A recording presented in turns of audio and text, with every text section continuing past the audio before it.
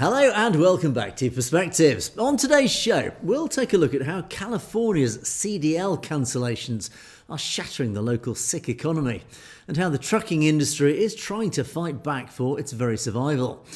In Canada, a local newspaper gets a sharp reminder from a member of the public to stop encouraging anti-Sikh hatred. In the Punjab, a seemingly small event reveals yet again the growing Hindutva nexus deliberately driving apart Sikh institutions. And as more details and documents are released in the Jeffrey Epstein scandal, increasing evidence is coming out over a deep link between Modi's right-wing extremists, Israel's Zionist extremists, and even the extremists in the US MAGA movement. That web appears to be becoming even more tangled and sinister. All this and more on today's show. And of course, at the end of the show, do stay tuned and we'll go through loads of your wonderful comments. So thank you, as always, to our audience for that. Right, let's get underway. And we're going to start off with the trucking industry. And this is a story, obviously, that we've covered quite a lot over recent months. Because, of course, that after two very sad and tragic accidents, it really turned the spotlight on the trucking industry and the safety surrounding it. And, of course, those who may be flouting the law. And of course, it has incurred the wrath of the US administration, which has been accused of trying to use a sledgehammer to crack a nut. In other words, overreacting, but indeed at the same time supported by many members of the Sikh community, who obviously are an integral part of that whole industry, because of course they totally support the whole improvement of the whole safety structure of the industry. I want to take a look actually as part of this. There's an article came out a couple of days ago in a Californian news outlet, Cal Matters as it's called. And they did actually a complete deep dive into the whole issue. And it has actually set out in a very nice way. And it's part of it serves as a reminder of how we got to today, but also part of it actually explains the serious impact it's having on not just the trucking industry, but the wider Sikh community in California as a whole. Because, of course, there are so many Sikhs involved in this industry that families obviously dependent on their salary earners who work in the industry. If they're losing their jobs, of course, it has a much, much wider indirect impact on the community as a whole. And this article, I'm going to go through, I'll summarise this article about basically what it covers. But it does, of course, talk about this sweeping audit that came from the US administration and these new federal regulations that were imposed very quickly upon the industry. And as a result, thousands of immigrant truck drivers, and a vast majority of whom, of course, come from the Sikh community, have had their livelihoods just basically stripped away overnight. Now, this article explores the mechanics of the license cancellation, the targeted nature of the enforcement and the devastating effects that it's had on firstly, the Sikh economy, and secondly, the overall Californian economy, again, because it forms such an important part of that economy. Now, it all kicked off really in September 2025, last year. The Trump administration released an audit questioning the legitimacy of approximately 17,000 Californians and their commercial driver's licenses held by specifically immigrants. Now, the audit claimed these licenses were issued with expiration dates that exceeded the driver's legal authorization to live and work in the United States. And again, we talked about that at the time. By January this year, the situation escalated. New federal regulations targeted non-domicile commercial licenses, with the administration aiming to rescind, that's withdraw licenses, from as many as 61,000 drivers in the foreseeable future. California's Department of Motor Vehicles, the DMV, acted on these findings. It had no choice. And it notified thousands of drivers that their CDLs, their commercial driver's license, were cancelled immediately. Now you can imagine the impact of that. Now, the Californian DMV expressed a willingness to issue corrected licenses to eligible drivers. They claim their hands are tied, though. DMV spokespeople basically said that the federal government has not cleared the state to take the necessary corrective steps, leaving thousands of drivers in a legal and financial limbo. They just don't know what to do because, on the one hand, the federal government has said, that's it, cancelling all licenses, where the right to remain in the United States falls shorter, sooner than the end of their commercial driver's license. That's it. It's over, finished, end game. And of course, but the Californians say, well, this is not fair, basically. But their hands are tied, as they said. So the policy is framed as a matter of administrative correction. But the data suggests a disproportionate impact is happening on one specific group. According to industry advocacy groups, 35% thereabouts of California's commercial drivers come from the Sikh community. Now, for decades, the Sikh community, obviously mainly from the Punjab across in India, it's been the backbone of the Central Valley's logistics and agricultural sectors. I mean, you can imagine, you take that away, the impact, as I said, the indirect impact on the local economy. Now, many families have gone into debt, serious debt, to come to the US in the first place. And they saw trucking as the most viable path to the American dream, to living that dream, to repaying that debt and to building a new life. Now, this article does actually, it has loads and loads of case studies. And one of the ones that it brings out, a guy called Bikramjit Singh Gill. He owns Gilson Trucking, Inc. in Stockton, in California. And his case study, since autumn of 2025, 35 of his immigrant drivers have had their licenses cancelled. Now, he therefore reports losing nearly $2 million in 4 months. He still has to pay $200,000 monthly in bank loans and insurance for trucks that are now not working, sitting idle. And he says the banks don't wait. His drivers, many with mortgages and families, are now unable to secure work anywhere in the industry.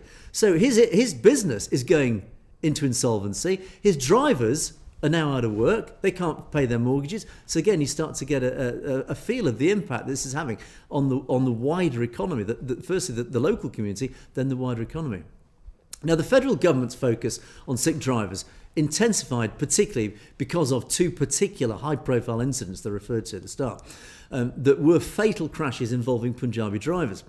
The first one was in October last year. A guy called Harjinder Singh was in a terrible crash in Florida that killed 3 people after an illegal U-turn. There's videos that went viral on this. He just literally crossed the freeway, and a family, this poor innocent family in a big people carrier, just piled into it. It's terrible. 3 of them were killed. And then later that year, in October, last October, Jashanpreet Singh, a young lad, 21 years old, crashed into stopped vehicles on Interstate 10 in Ontario, California, Ontario, resulting in, again, 3 fatalities. So as a result of that, the US Transportation Secretary, a guy called Sean Duffy, used these 2 incidents particularly to justify the crackdown. And characterising the cancelled licences as belonging to dangerous foreign drivers. Now, the administration has gone as far as threatening to withhold transportation funding from California if California doesn't move faster to revoke these unlawfully issued licences. So again, you can see why California has said, look, we don't have a choice. We are basically being essentially blackmailed, politically blackmailed or financially blackmailed by the federal state, by the US government, central government. Now, unsurprisingly, the Sikh community isn't taking this lying down. The Sikh coalition, in partnership with the Asian Law Caucus, filed a lawsuit a couple of months ago, actually no, it was last January, in Alameda Superior Court. And they have argued that the DMV's mass cancellation is, in their words, an egregious due process violation. So their key legal arguments are a lack of recourse. Drivers were not given an opportunity to be heard, to challenge the decision, or provide evidence to correct their records before their livelihoods were terminated. Likewise, they say advocacy groups, or the advocacy groups are arguing that the policy effectively targets a religious and ethnic minority under the guise of bureaucratic oversight. So there's a racial profiling element to this. And likewise, they say they refer to what they call a chain effect. Now, for example, a fleet owner in Fresno, California, a guy called Tejinder Singh Mehta, notes that the impact extends far beyond the drivers. And he estimates that for every 1 driver sidelined, 10 other roles, including dispatchers, farm workers, brokers, are all affected. So this indirect impact is significant. And in the Central Valley alone, he predicts 200,000 people will feel the economic fallout. So again, from this one policy decision is having this massive impact on up to 250,000 people in just that local economy alone. Now, the crisis is being compounded, is being worsened of course, by a bigger story here. And of course, that is the heightened presence of Immigration and Customs Enforcement, ICE, workers at truck stops and inspection stations. Now, reports are surfacing that drivers are being arrested while resting at truck stops in states like Minnesota and Oklahoma. Minnesota, of course, very much in the news recently through ICE actions against somebody who was shot. And this has created a climate of fear where even drivers with valid green cards or citizenship are now hesitant to take out-of-state jobs. Of course, because they're afraid that they'll be caught in this dragnet, this massive Operation Guardian, as it's called, and other federal enforcement actions. So even completely legitimate, legally operating truck drivers in the Sikh community are too afraid to take jobs out of the state because they fear what might happen. They might get caught up in this mass anti-immigration policy. Now, this report in Cal Matters highlights basically a brewing storm for California's economy. Thousands of experienced drivers are being forced off the road. The supply chain, which I always refer to, the impact on the supply chain, for the nation's breadbasket, for its shops, its retail outlets, faces a massive strain here. Shelves are going to lie empty because of this, and I predicted this months ago. For the Sikh community, of course, the situation is more than just an economic hurdle. It's a fundamental challenge to the very existence in American society. What began as a technical audit, at this sort of political audit of non-domicile licenses, has actually become something much bigger. It's transformed, basically, literally, into an existential crisis for the Central Valley. These specific parts of California that are so directly impacted by this. And it's leaving a community, the Sikh community, that built the state's logistics infrastructure. Themselves, they are the backbone of California's infrastructure. They're now wondering if there's still even a place for them in the United States because of what's happening. So again, as I said, you can see the massive impact that this is having. And this article really summarises quite nicely a lot of what has happened. And of course, this does directly affect so many, but actually I'm sure it affects many in our audience. If you're affected by this, do leave a comment, let me know, give me details, email me, let me know if you've been impacted by this and your thoughts on this. Because I'd love to know, and I'd love to sort of report on these.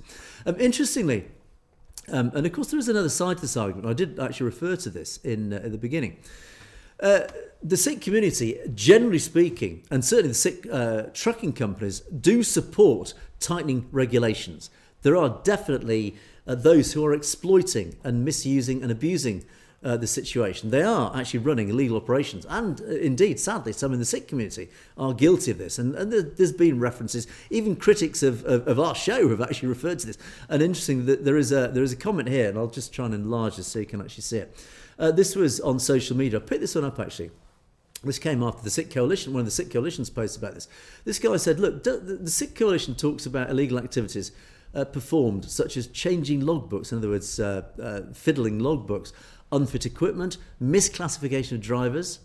The coalition wasn't made for opposing administrative reforms. There are better, in other words, you should be focusing on more important stuff. If you really want to protect Sikh Punjabi drivers, expose the chameleon carriers constituted by our own so-called brethren who exploit the non-domiciled drivers by force, dispatching them and forcing them to do illegal activities in the name of trucking. So this actually is the other side of the argument here. And this is actually, I think, is a very valid point that this person's made, which is basically saying, look, yeah, absolutely, we must, we must fight back against any over imposition of regulations. But at the same time, you've got to recognise that there are bad apples in the community that are using the loopholes in the law, that are exploiting the law, that are basically breaking the law. And these regulations are brought in to try and restrict that as well. So there is a balance here. And likewise, as I said, the Sikh community and the Sikh trucking community, pretty much to a person, do actually support tighter regulations. They recognise that there are bad actors out there. There are bad apples who are abusing the rules, exploiting the loopholes, and basically breaking the law. And it's those people that need to be driven from the industry because they are partly responsible for the over-imposition of regulations. In other words, it's like so many of these political things. If you abuse a system, then unfortunately you ruin it for the majority. You ruin it for the rest. Immigration, prime example of that. those Indian actors who have been exploiting loopholes in immigration laws in North America, Europe, etc., have abused those laws, which means now there's been this massive clampdown. ICE, prime example of that. ICE only exists because people have used and abused the system. That is the reaction to the problem. And sadly, that is an inevitability. And this, again, is another outlet of the same mechanism in motion. So there you go. Right, I'm going to move on to the next story because I've got a lot to get through today. And I like this story. This is a nice one, actually. Thank you to one of our correspondents, you know who you are, who emailed me the link to this. This is a letter that came into a British Columbia newspaper. Let me just reduce it a little bit. There we go. This is a letter into the North Delta Reporter, which I think is a news outlet in British Columbia, in Canada. And it's a lovely letter written on behalf of a member of the community, I assume the white community, only by the name. The name is, I'm scrolling down, John Sweets. So one would assume from that name that John Sweets is, I guess, is very presumptuous of me, but John Sweets is a white member of the Canadian community. And he's written this letter. I'm just going to cherry pick a few comments. And he says, and it's an open letter to the Canadian media. So he's sending a big message to not just this outlet, but to Canadian media as a whole. And it relates to the recent extortion arrests in British Columbia. It's critical that criminal activity be reported accurately and thoroughly. But he urges care to avoid language or framing that may unintentionally associate these crimes with the broader Sikh community. Practicing Sikhs, Sikh places of worship, don't shelter, support or endorse criminal behaviour. These individuals charged don't represent Sikh values, Sikh institutions or the Sikh community at large. Like all communities, Sikhs are deeply concerned about public safety, strongly condemn extortion, intimidation and organised crime. In other words, because of course the wider Canadian public are just seeing these arrests and these crimes, these violent crimes, as, it's the Indian diaspora. So lumped into the Indian diaspora, of course, are the Sikhs. So this person is saying, look, please understand who is behind this. It is not the Sikh community. And if any Sikhs are involved, they themselves do not represent the wider Sikh community. Now, he also points out, look, that some of these individuals in these crimes themselves may be exploited. They may actually have been vulnerable people who are just being used and abused, used as pawns, as he refers to them. So he says, I urge this outlet and the broader media to be more cautious in reporting, to avoid perpetuating harmful stereotypes and fueling anti-Sikh hate. And first and foremost, it's essential to emphasise that practising Sikhs are not criminals. I think that goes without saying. True adherents to Sikhism uphold values of peace, equality and service to others. Yeah, likewise. I mean, again, it's stuff that I'm preaching to the converted in our audience, obviously, but it's nice, again, coming from the perspective of, again, presumably a white guy in the Canadian community. And I'll jump ahead to the roots of this issue lies in systemic failures, particularly within the Canadian immigration system. So again, it's saying, look, don't target those individuals, particularly don't target the Sikh community. There's a bigger issue at play here that's creating this problem.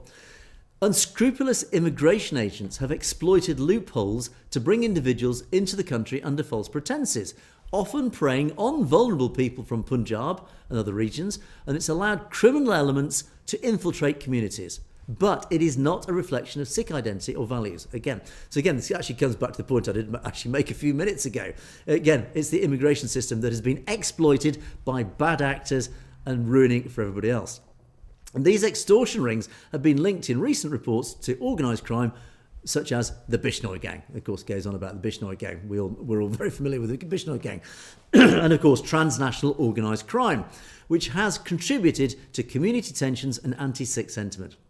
Now, here he again widens the story here. And this guy clearly knows a lot more than is letting on, because his next reference is very interesting. Canada's role in this cannot be ignored.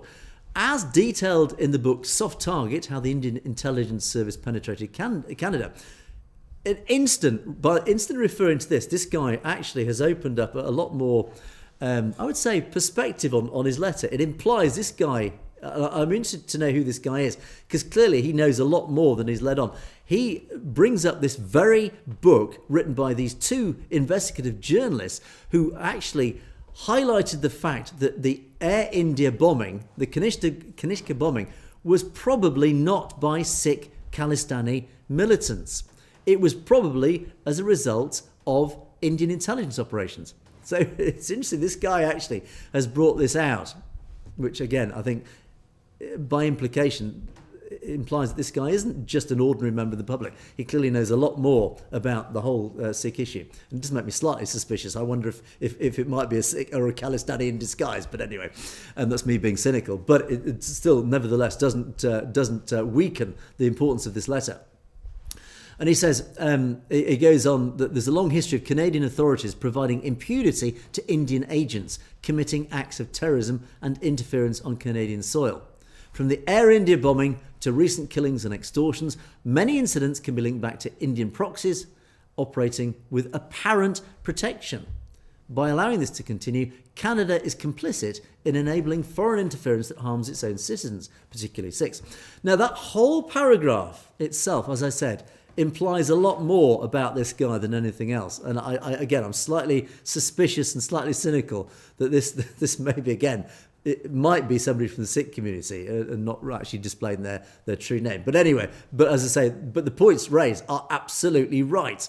Totally. If it is from a white member of the Canadian community, even more important, I think that again.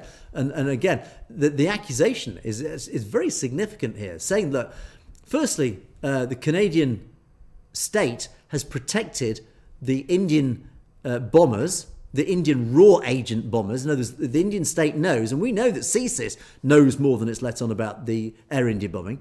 So he's actually made a very open accusation saying the Canadian government know that the Indian government were behind the Air India bombing, but they're protecting them. And by further fast forwarding to today's date, that a lot of these violent actions and extortion actions are being perpetrated again by the Indian state. Transnational oppression, Hardeep Singh Nijjar, etc., were perpetrated by the Indian state, but they are being protected even now by the Canadian government. Interesting. I don't think Trudeau can be accused of that, but Carney potentially certainly can. He continues, blaming Canadian Sikhs only serves the agenda of those perpetrating these crimes. Yeah. Instead, accountability must be placed on the Indian government, its proxies, and the systemic issues in Canada that allow such exploitation. Signed, John Sweets. Yeah, as I say, very interesting letter. On the face of it, it's a lovely letter trying to stand up for the Sikh community.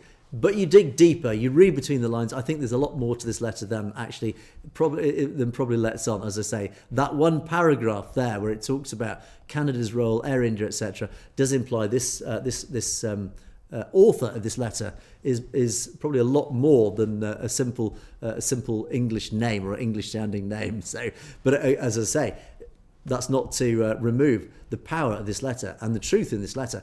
And importantly, it appeared in a local newspaper, which hopefully is read by the wider community. And it basically, again, this key word, educates the wider community. Don't paint all brown-skinned people as the same. They're not all Indians. The Sikh community is not behind this.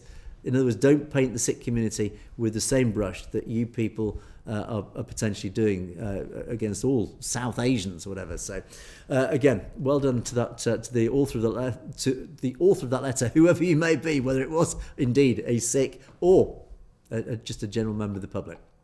Thank you for that. Right, on that note, let's move on to talk about the Punjab. I do talk periodically about politics in the Punjab, and this article appeared in Siasat News yesterday. And it's a relatively small incident, but as I said in the introduction, it paints a bigger picture, and it refers to some bigger, more serious stories actually. And it mirrors and parallels a lot of the stories that I cover, particularly when it comes to Punjabi politics.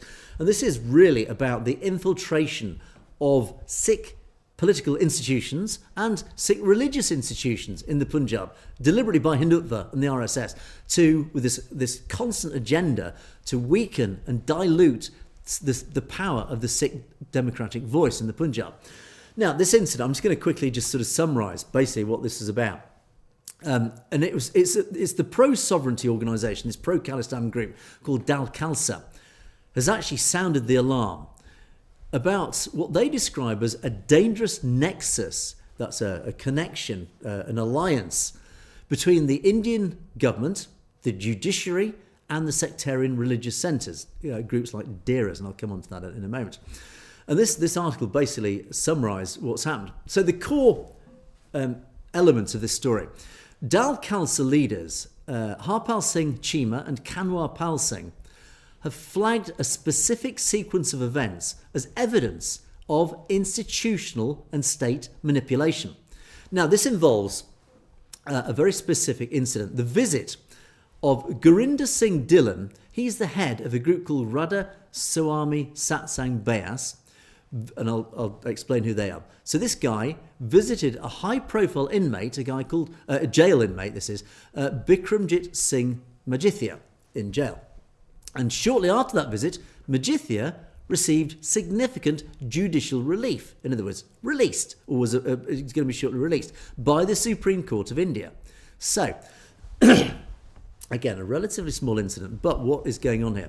The Dal Khalsa argued that what happened here wasn't a coincidence, but a manifestation of extra constitutional power centres, that means acting outside the law and the constitution, influencing the judiciary, the Supreme Court, to serve state political interests. In other words, basically, it's a big way of saying politics is now influencing the courts and courts' decisions. In other words, courts are now making decisions based on political reasons, not the law, but what their political masters tell them to do.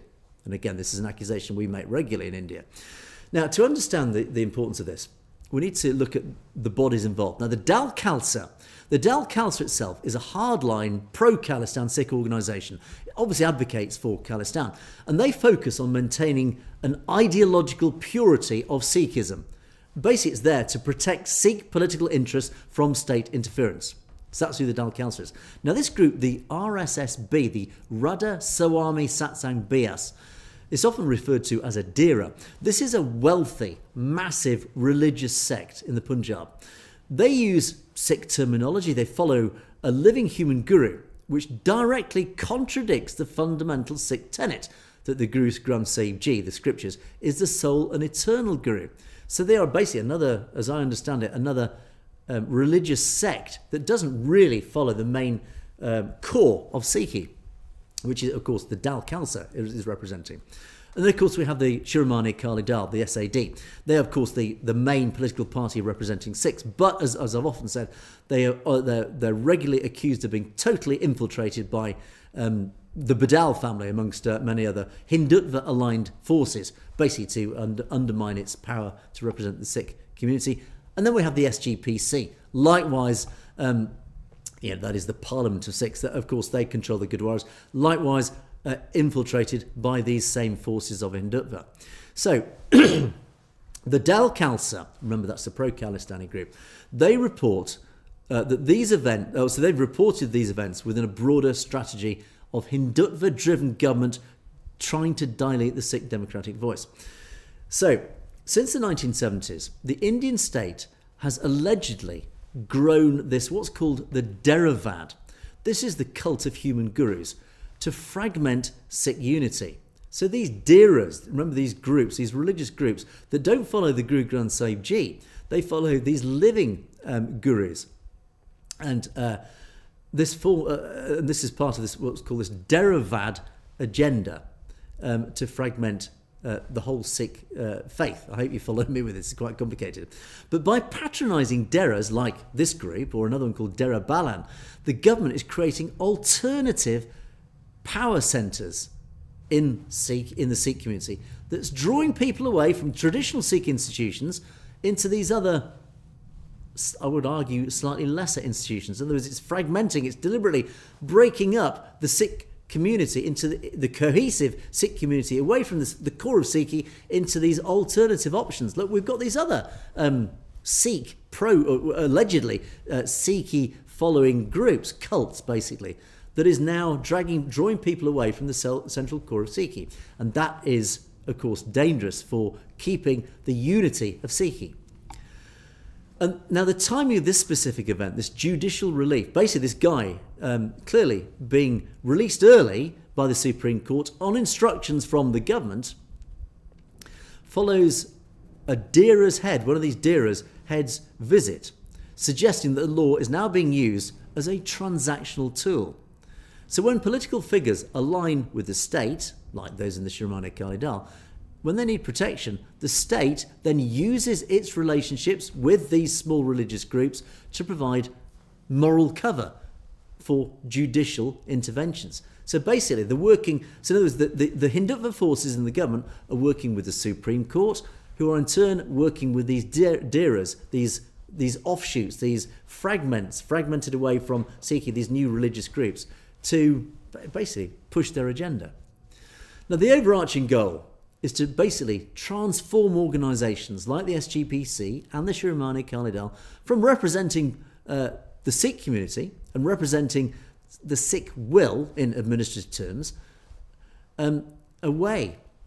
And by ensuring that only moderate or state-friendly individuals hold power, the Hindutva establishment effectively is silencing the call for Sikh sovereignty and self-determination. So again, it's suppressing, through all these methods, it's very quietly, very subtly, but very powerfully burying, muting the calls for Khalistan, or so it believes anyway. Now, for the Sikh diaspora, particularly, for those of us obviously outside Punjab, this is a warning. This simple action here, as I keep saying, it's a relatively small event, but it is the smoke from a smoking gun.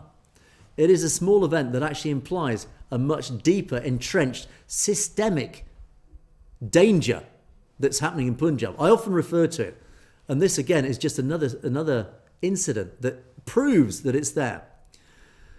That basically this battle for Khalistan now is being fought not just on the ground, but in the courtrooms, in the corridors of these religious sects. This dangerous nexus that this refers to, the Dal Khalsa refer to, it's a blueprint for social engineering, where the state is trying to rewrite Sikh identity by elevating these sects, these false sects, that challenge the fundamentals of Sikhi, and at the same time arresting or discrediting those who uphold the core parts of Sikhi.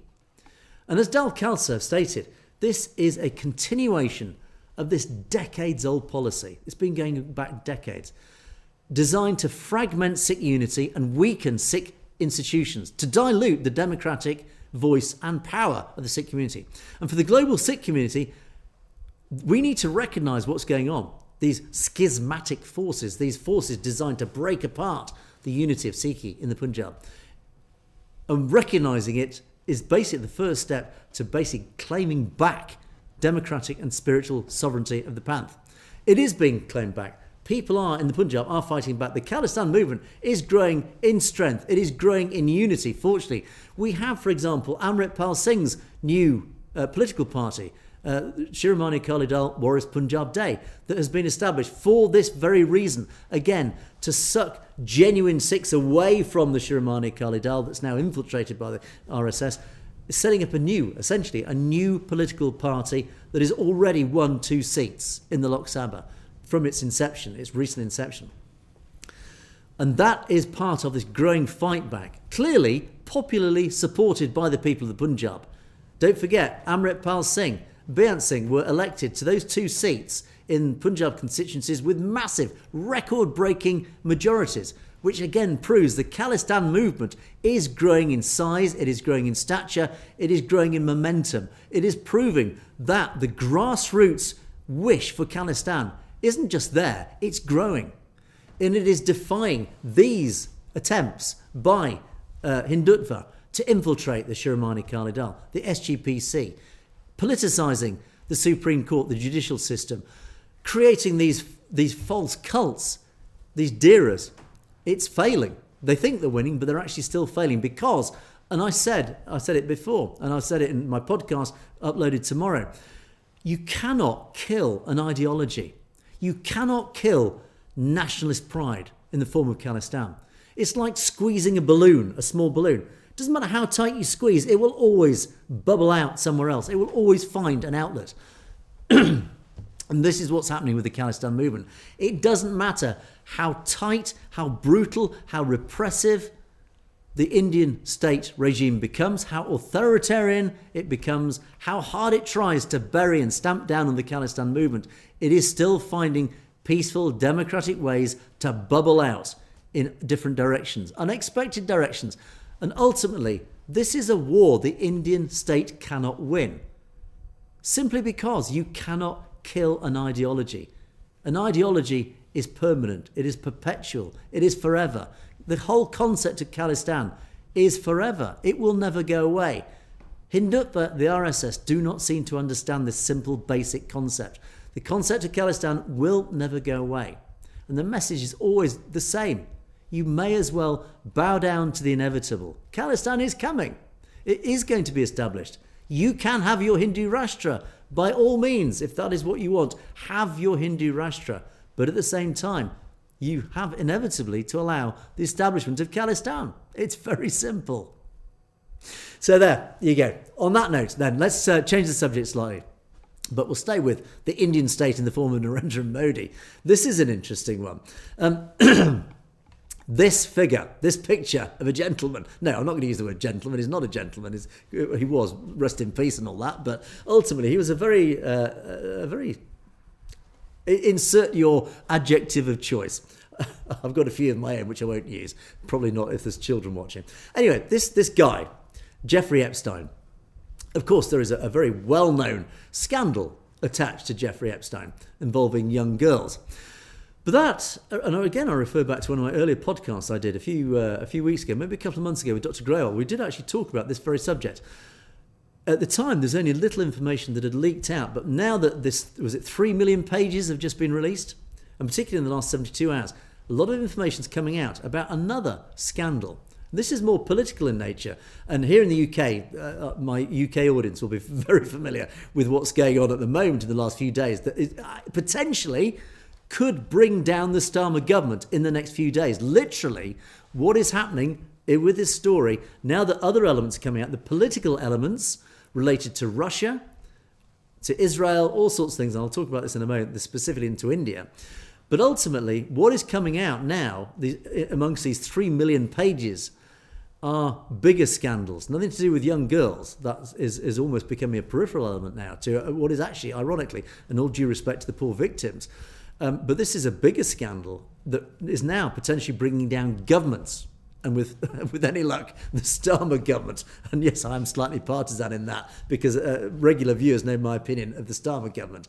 Anyway, I don't want to get too diverted on that. But anyway, in the last 72 hours, the global political landscape, certainly here in the UK, has actually been rocked by what's coming out. And what's coming out, particularly from the US Department of Justice's release of many of these emails.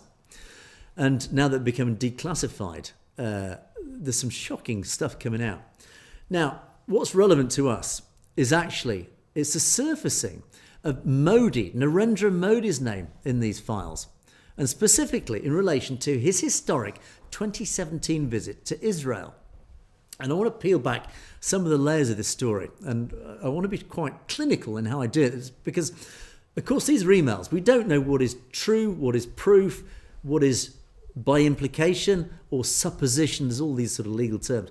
In other words, I'm going to try and at least try and be fair about what's coming out. Because, of course, some of it may be totally innocent. And, of course, there are many people who got involved with Epstein who actually genuinely are innocent. Just their names have been dragged into this.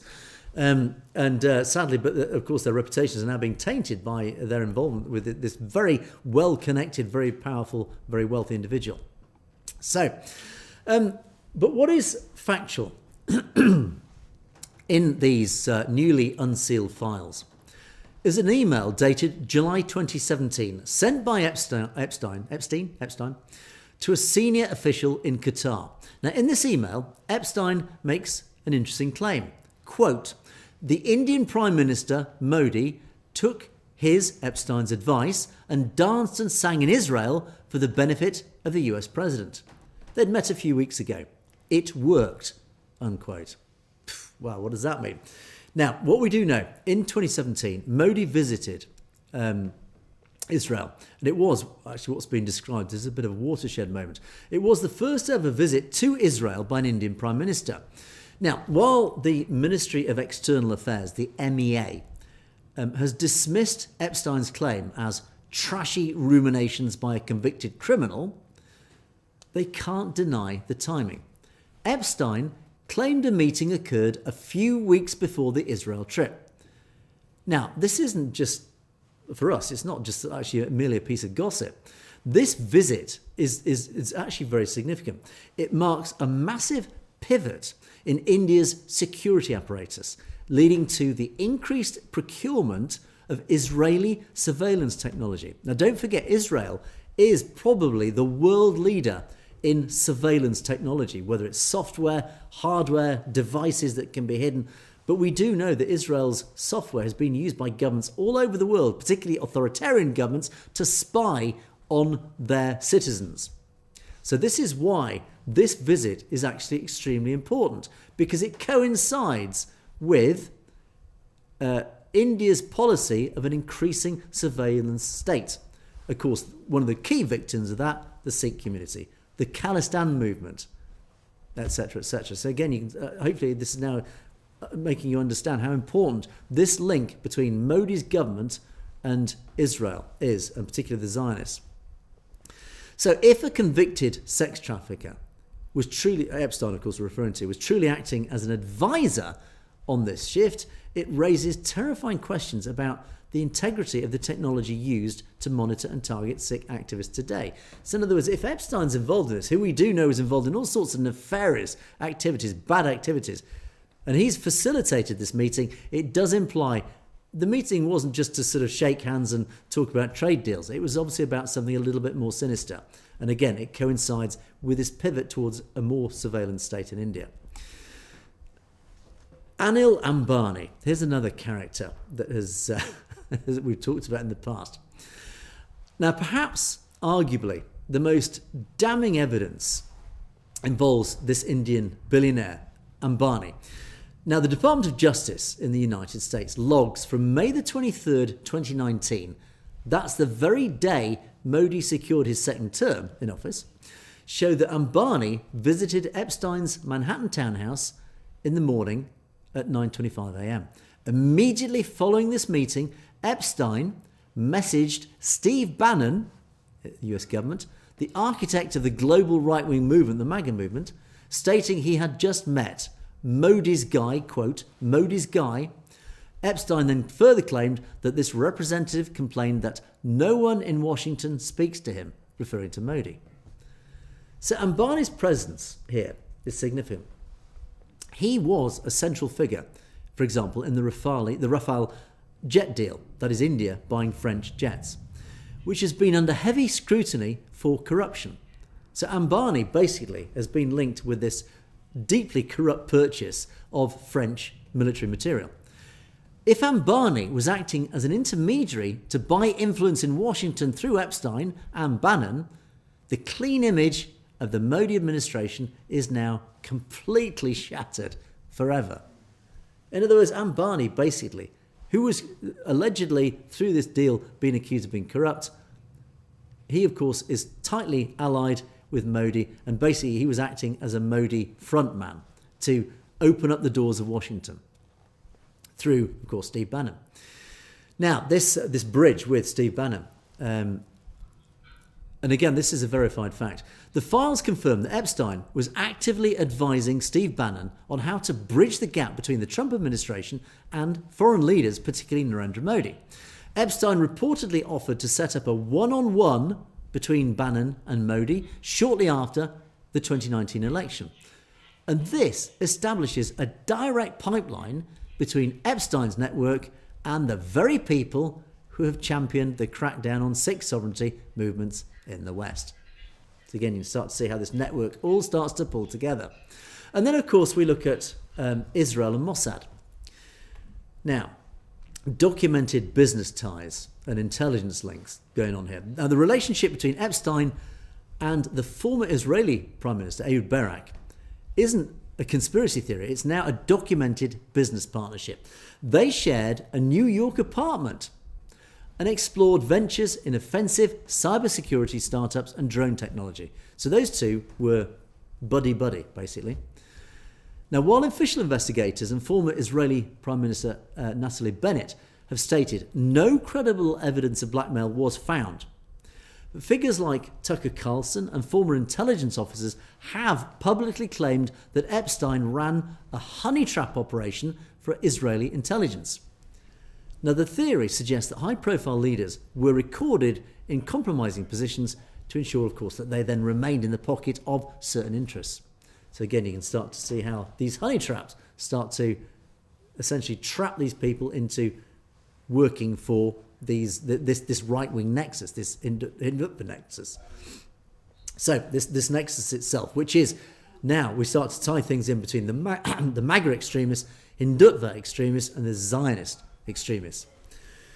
The Epstein evidence serves as basically a catalyst for understanding this growing right-wing extremist nexus.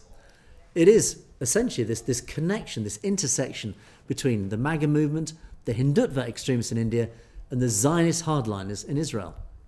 Now, the Epstein files illustrate a back channel. Excuse me.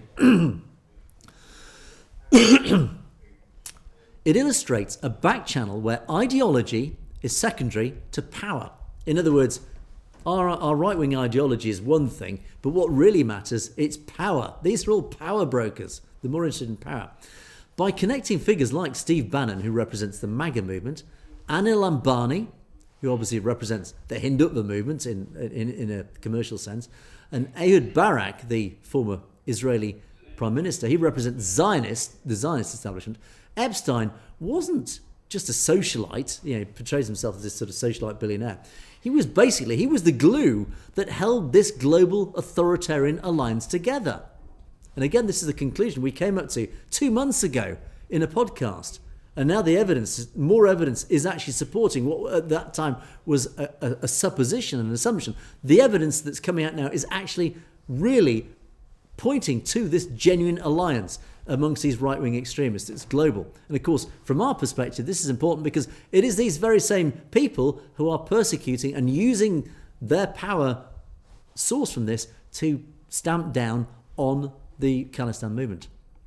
Now, Epstein's messages to Bannon regarding Modi's guy suggest that the Hindutva movement sought legitimacy and access through the MAGA inner circle, bypassing traditional diplomatic routes, how they'd normally do it. The Zionist Hindutva security axis, again, the 2017 Israel visit by Modi, reportedly advised by Epstein, cemented a security partnership that's seen India become a major purchaser of Israeli arms and surveillance technology, obviously used against Khalistanis. And of course, the shared strategy is where this nexus is united by a shared playbook. The weaponization of security laws against the Khalistan movement, the use of high technology surveillance, and the branding of dissent, of course, as terrorists. So why does this matter so much, obviously, to us? This is the smoking gun. This really is it. For years, we've seen an unprecedented level of cooperation between India, Israel, and certain right-wing Western elements in the targeting of Khalistan activists. It does explain an awful lot. Firstly, surveillance. The same Israeli technology mentioned in these circles are the very tools being used to infect the phones of Sikh leaders. We've talked about how in the past, how Khalistani's phones are believed to have been tapped. There is these what were accused in these emails, the trashy ruminations defence used by the MEA. It's the same language they used to dismiss reports of human rights abuses in Punjab. And then this network between Modi, Ambani, Bannon, Epstein. This is the true face of the global right. This is a network built not on values, but on basic transactional power and, of course, potential leverage. Now, the Indian National Congress, the Congress Party, has already demanded that Modi comes clean on whether he or his representatives ever met Epstein. So Modi's feet are being held to the fire by the Congress Party. As of today, the government's only defence is to attack the character of the messenger. They can't answer the questions. But these 3.5 million pages of evidence don't lie. The logs show the meetings. Modi, Israel. Modi, America. The emails show the advice. The timing proves Modi, who was at the very least adjacent to a network that specialised in elite domination and influence, but clearly is an integral part of it. So there you go. It's a very complex web network of connections, but the implications, as I say, come back to the main power of this nexus isn't about the Khalistan movement, against the Khalistan movement, but the Khalistan movement is just one of many parts that have been deliberately targeted by these right-wing extremists for essential destruction. And that's why this is so important. So, as I say, it's very complicated, but I hope people can start to sort of join the dots and see how important it is. Anyway, okay, time's marching on. We need to move on, and let's. Sorry, I'm just pausing. I thought we had a bit of a technical issue, but no, we're okay. We're still going. Okay. Let's move on to our comments section. And thank you, as always, to our wonderful audience. And sorry, my comments have closed down. Here we go.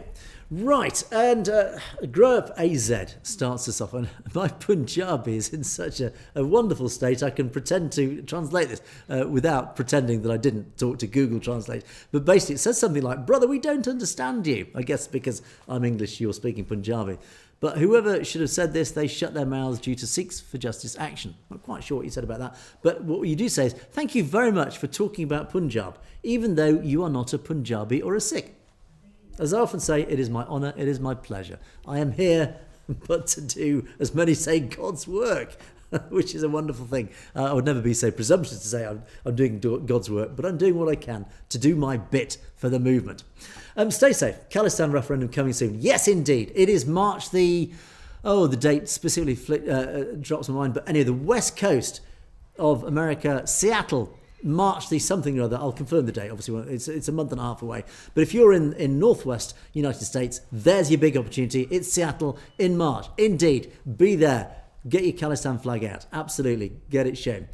Freedom is a God-given right of every individual. Absolutely, it is. Indeed, it is. I couldn't put it any more better. We are here. We exist to express freedom. This is what democracy is all about. We only exist to ensure that freedom, the rule of law.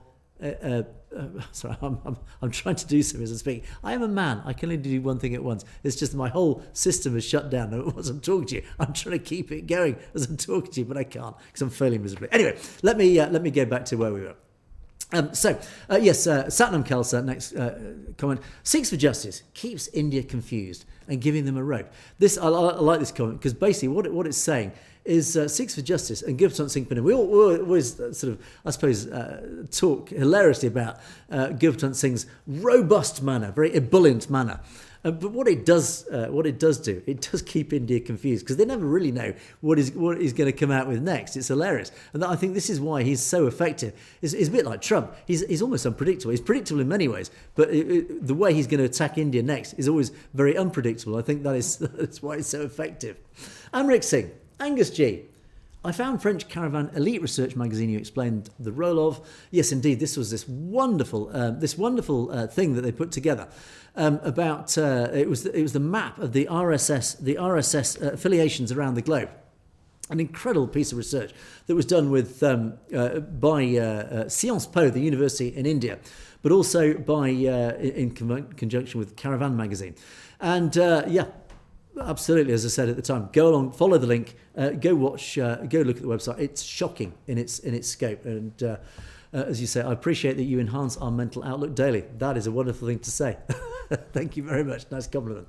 Mukhtar Singh, RSS is a terrorist front representing India. It is, absolutely. How much more do we need to tell the world about this? We need to keep telling more people about it. India makes nothing except lies. This is an important point because India. Made in India is basically one of Narendra Modi's big political initiatives. Make it in India. Well, as you rightly say, Mukhtar, India doesn't make anything. It assembles lots of things, but what it certainly does make is lies. It lies deeply. Absolutely it does. Hatter Eki, thank you for your comments. And you talk about how the democracy in India is really... It's not just a failing democracy, it's structurally wrong. Because you say, for example, in the Lok Sabha, the Speaker of the House is chosen by is chosen by the government. And therefore, of course, the Speaker, who basically chooses who speaks next and what debates are to be debated in the daily agenda, the Speaker has ultimate power. And if the Speaker is elected by the government, then of course the Speaker is always going to be slightly prejudiced, slightly biased towards the government. So again, as you rightly say, it does make you question the so-called world's largest democracy. And then, as you say, the moral of the book. Oh yes, this is the book that we covered in yesterday's show. It was published by a magazine or a newspaper. And this is the book written by an Indian journalist, author, who accuses, no, that's the wrong word, doesn't accuse, boasts of the Indian government killing Avtar Singh Kandal, Hardeep Singh Nijjar, etc., etc. But it's, oh no, I beg your pardon, I've got the wrong book. I do beg your pardon. You are referring to Navain's book, the former Major General of the Indian Army, who's come out with all sorts of accusations against the Indian government. I beg your pardon, you're right. That has been withheld for at least a year from publishing. As you say, as the Indian government banned publishing it because they're a bit embarrassed about what's going to come out. Shame on them, absolutely right. And then thank you for correcting me. It's Agnivir, not Agnipath, I referred to, the recruitment scandal, I think it was. And thank you for correcting that. And I always urge my audience, if I get something wrong, don't be afraid, as many of you are, don't be afraid of correcting me. And please ensuring that I pronounce something correctly. Because I'm trying to improve my Punjabi. It's getting better and better day by day. And so don't be afraid to correct me. And particularly if I get something very wrong, or even offensive. I'd say in the past we've done things that could be perceived as being offensive accidentally, of course, where you've been very quick to say, no, don't say that or don't put that. Thank you for that. So keep that up. And then the final set. Thank you to Gursavat Singh. Hi Angus, good morning. Well, a good morning to you and to all our viewers. Wonderful, sure, and I'm so grateful not to miss your programme. Thanks. Well, thank you. And again, just a big shout out to all of you guys out there for all your comments, and even those who don't put a comment, who I know you're out there watching but don't want to comment. Good day, welcome, thanks for joining us. Welcome as being part of our little family here on Perspectives. Very much appreciated. Thank you for watching. And as we say, do tell others. We need to spread the word that we're here. Jasmine, my morning starts to listen to your enthusiastic voice. What a lovely thing to say. It makes your day. Thanks so much. You're watching from Edmonton. Well, a good day to you in Edmonton. In fact, as I'm speaking now, you're probably actually, yes, you'll still be fast asleep. Well, at least I hope you are. But anyway, as you wake up, and this video hopefully will be uploaded by the time you wake up, a very good morning to you. And I hope you have a wonderful day. And thank you very much for your comment. And do, as I say, spread the word. Satbach Singh, nice to see you. The Truth Teller twins. I don't know who the twins are. I'm only me, myself and I. Always extraordinary news covering. Best in the UK. Well, I tell you, that's a very big claim to make. But certainly, yeah, I do my best. Thank you. Exposing the news in the dark. That's really what matters. Here to bring you the truth. Absolutely. Thank you for your lovely comment. Kamraj. Yeah, absolutely. Like, comment and share, please. Absolutely. We need to, as I say, we need more viewers, particularly in the Punjab and India. So if you're watching from the Punjab or anywhere in India, please get more people in your community. Spread the word that we're here. We are banned, but if you get a VPN, or I think you can change your YouTube settings so that it appears you're in a different country, you can get to see it. So please, we need to get more people in India to hear the truth about what's going on. We can only do that if they can see and hear us. So please, do what you can. But likewise in the diaspora. Get more people in the diaspora to watch us. We need to grow the channel. We can only keep going if we're growing. And then some lovely comments to wrap us up. Here's a nice selection. Khalsa, P2G, good news. Well, I don't always bring good news, but I try to bring as much good news as I can. Jaskarat says, Wahiguruji ka Kals. Oh no, Wahiguruji, Chadi Kala. I have to say that's one of my favourite Punjabi phrases, that Chadi Kala. We are full of Chadi Kala, always on this show. Khalistan Zindabad. Tony D.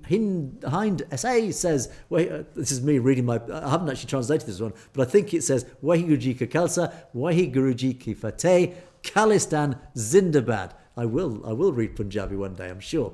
And the Khalistan Zindabad, the final one from Bikajit Singh. Thank you, Bikajit, for your contribution. Thank you to all of you for all your comments. As I say, I do read every single comment. Thank you to those who've emailed me as well. And you can message me directly at message@satlugetv.com. I do read all your emails. TC, I did get your emails. For some reason, I don't seem to be able to reply to you. Thank you anyway for those, just to acknowledge that.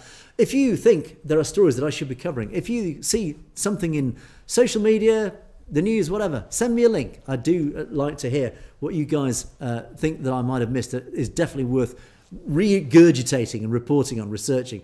So let me know anything that you'd like me to report on. But otherwise, just send me a good morning. Let me know where you're watching from. It's always appreciated.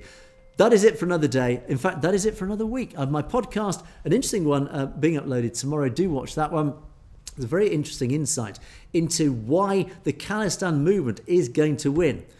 Because the Indian government are following or showing the same mistakes that were made in the past. Watch my podcast to understand what that is about. And it's a fascinating and interesting podcast. Again, as I say, it's going to prove why Khalistan is now an inevitability. There's a mouthful. But that's it for another day. Thanks so much for watching. I will catch you next time.